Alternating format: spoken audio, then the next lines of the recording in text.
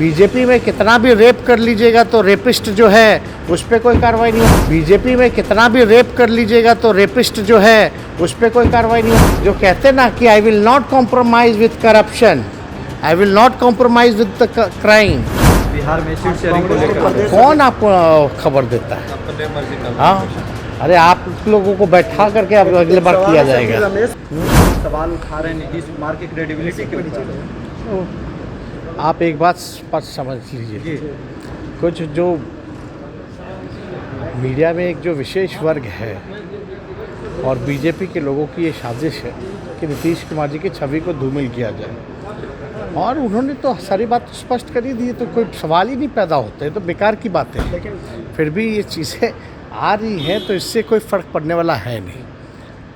पिछले साल 9 अगस्त को हम लोगों ने संकल्प लिया था कि हम बिहार में तो एक हुए ही हैं, लेकिन देश भर में लोगों को एक करेंगे। उसमें हम लोग सफलता पाई है, और हम लोगों की इच्छा यही है कि जो लोग सत्ता में अभी काबिज है, जो दंगा फसाद कराते हैं, इनको जो है इन सत्ता से बेदखल करना है। इसलिए हम लोग एक हुए हैं और पूरी ताकत के साथ एक साथ जो है हम लोग चुनाव लड़ रहे हैं। लेकिन बीजेपी के लोग कह रहे हैं, गिरिराज सिंह का बयान आया कि आरजेडी पर दबाव बढ़ाने के लिए नीतीश कुमार इस तरह से कुछ सिग्नल। कोई नहीं, वो सब बेकार की बात है। इन लोगों असल में बहुत दिन से बहुत लोग टीवी पे आया नहीं है, तो कुछ ना कुछ बोल करके आ जाए।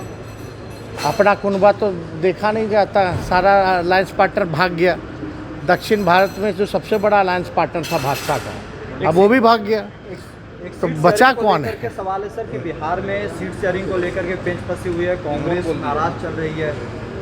था बिहार में सीट शेयरिंग को लेकर कौन आपको खबर देता है? हाँ, अरे आप लोगों को बैठा करके अब अगले बार किया जाएगा। चलिए, जिस तरीके से बयान आया था, किस तरीके से देखते हैं? रमेश बिजोड़ी का बयान जो रहा उसको लेकर के क्या कहें? देखिए, पीड़ा तो होती है कि भाई संसद की गरिमा होती है और एक मेंबर ऑफ पार्लियामेंट है, लोग देश जो है आपको देखता है।